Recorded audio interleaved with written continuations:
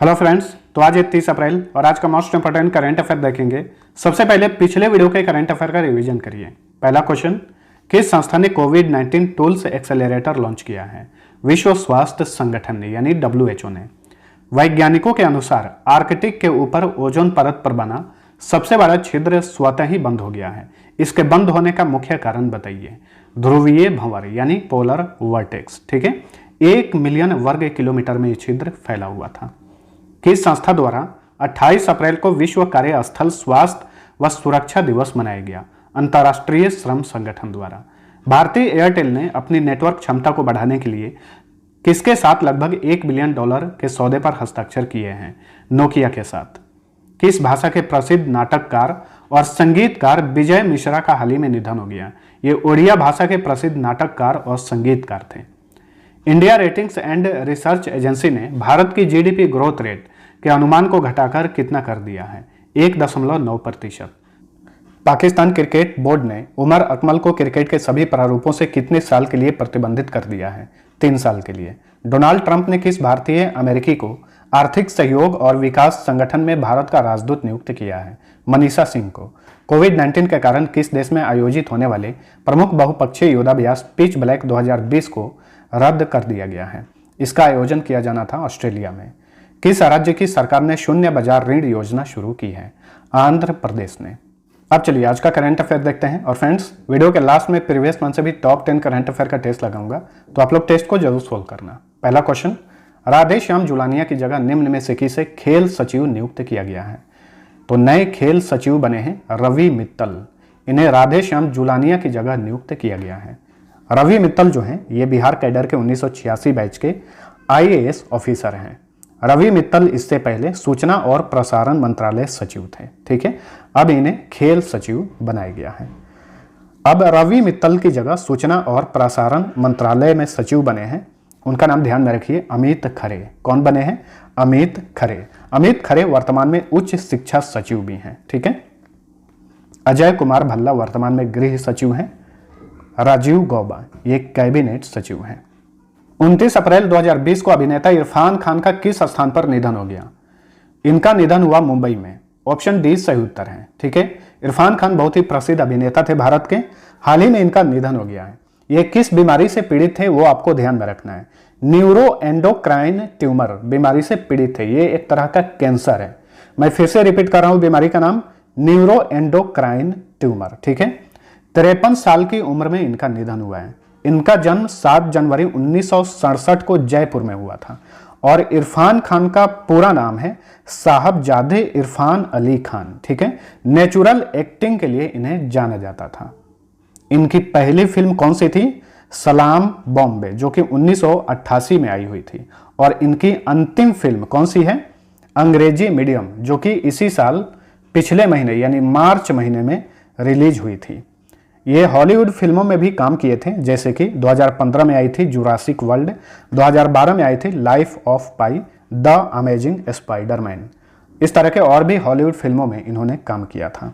2013 में इन्हें national film award मिला था और 4 बार के फिल्म फेयर अवार्ड विजेता थे इरफान खान। 2011 में भारत सरकार ने इन्हें भारत का चौथा सबसे बड़ा नागरिक सम्मान पद्मश्री से सम्मानित किया था। जितना भी फैक्ट बताएं सबको ध्यान में रखिएगा। हाल ही में रानो जॉय रॉय, इन्हें रौनी कहा जाता था, का निधन हो गया। वे एक प्रसिद्ध डैश थे।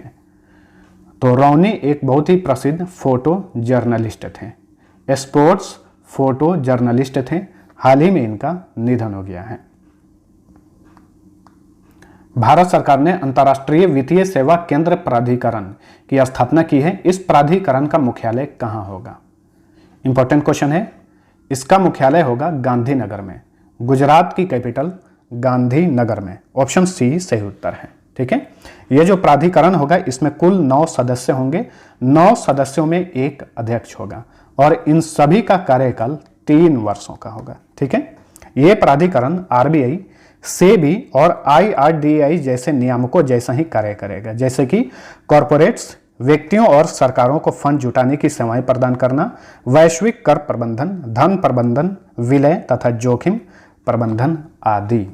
तो हाल ही में भारत सरकार ने अंतर्राष्ट्रीय वित्तीय सेवा केंद्र प्राधिकरण का गठन किया है। इसका मुख्यालय होगा गांधीनगर में।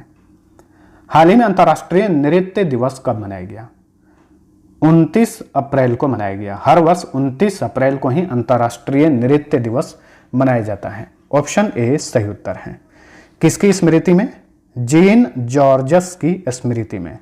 फ्रांस की प्रसिद्ध बैले डांसर थी जीन जॉर्जस, ठीक है। उन्हें बैले डांसर का जनक भी कहा जाता है।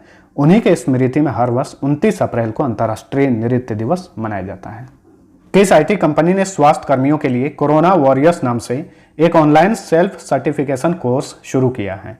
टाटा कंसल्टेंसी सर्विसेज ने। ऑप्शन बी सही उत्तर है इसका, ठीक है, यानी टीसीएस ने।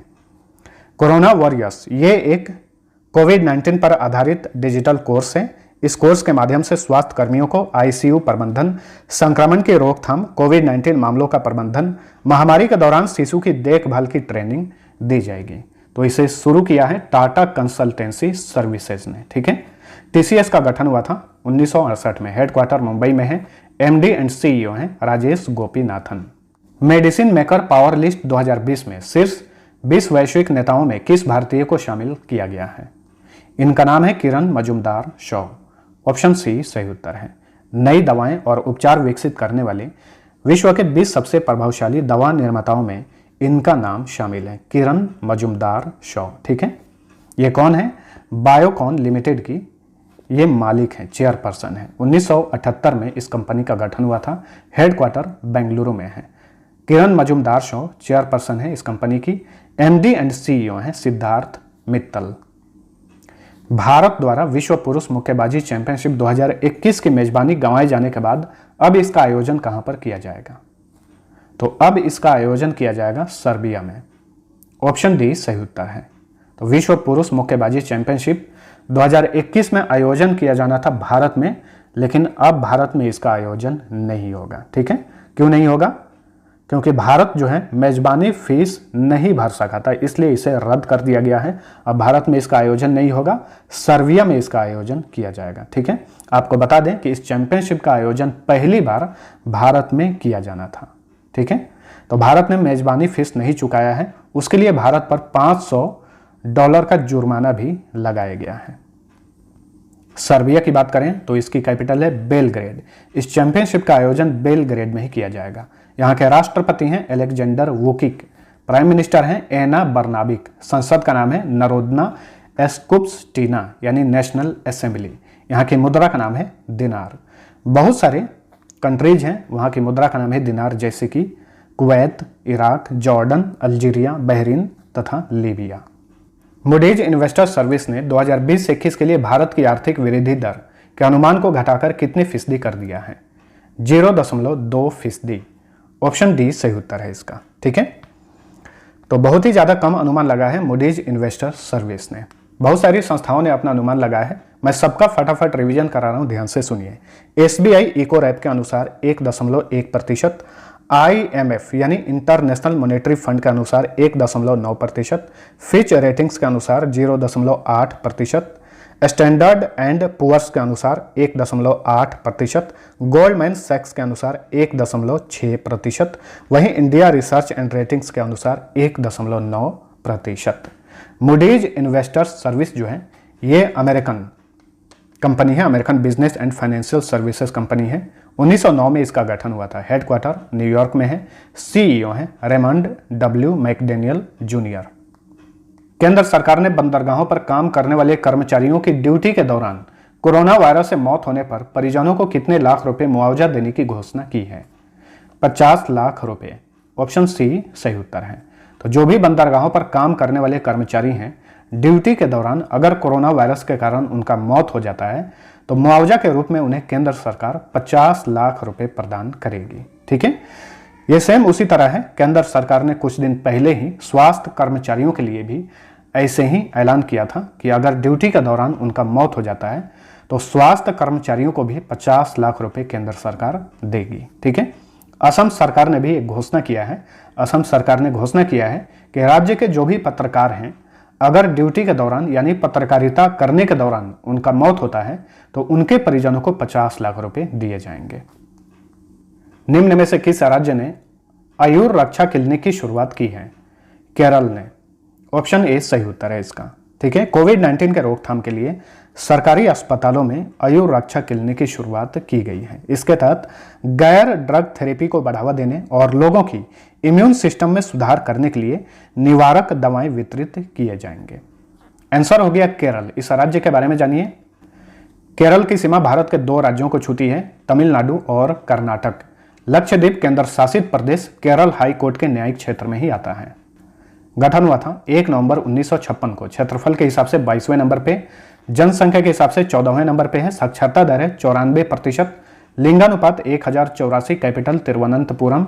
मुख्यमंत्री हैं Pinarayi Vijayan. Governor Arif Mohammed Khan. Lok Sabha seat 20, Rajya Sabha seat 9, Vidhan Sabha seat 140।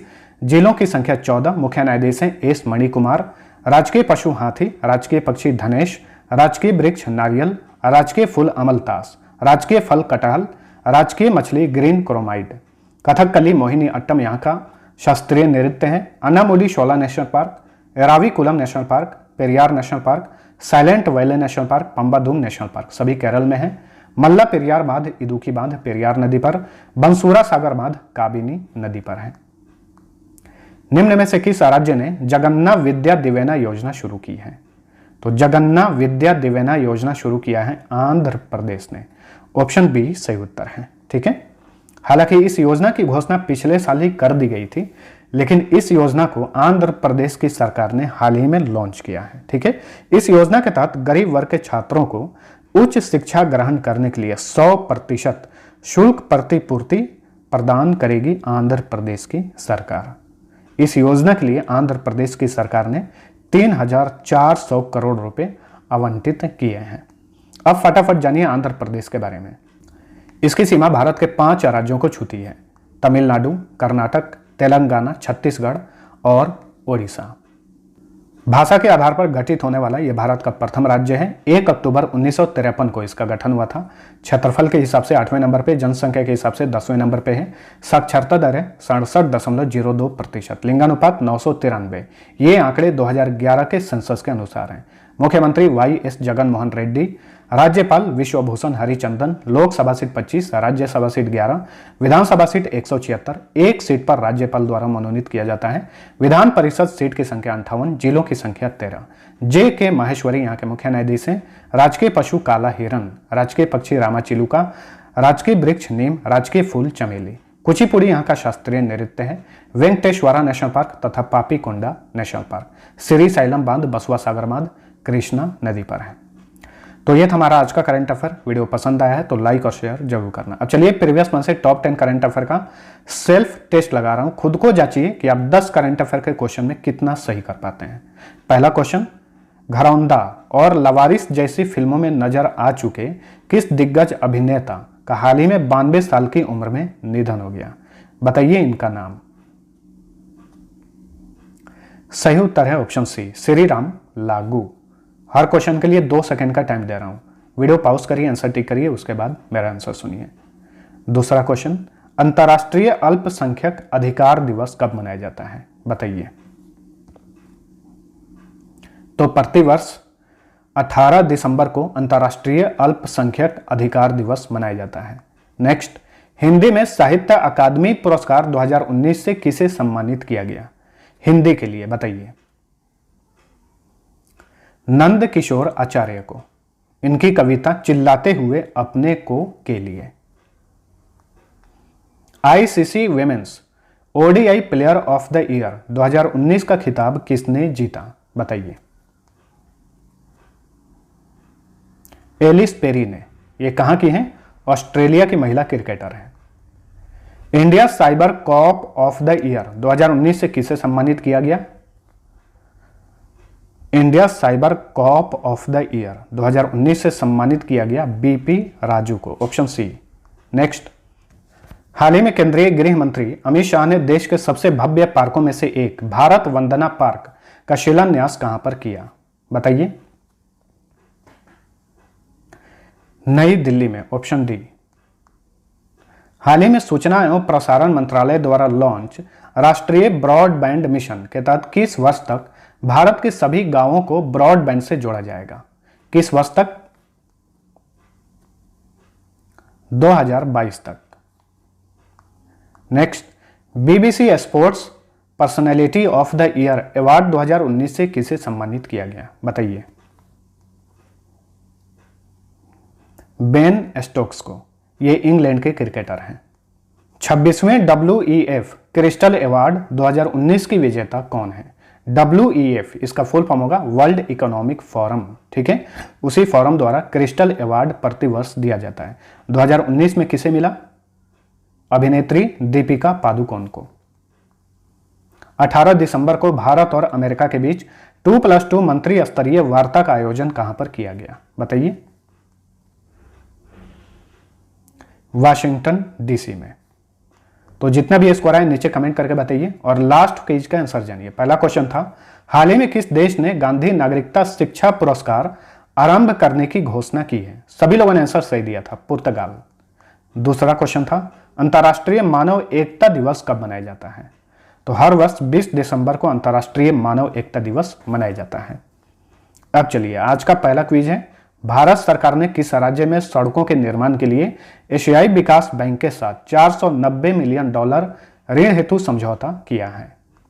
दूसरा क्वेश्चन है, इंडियन फार्माकोपिया को मान्यता देने वाला प्रथम देश कौन बना है?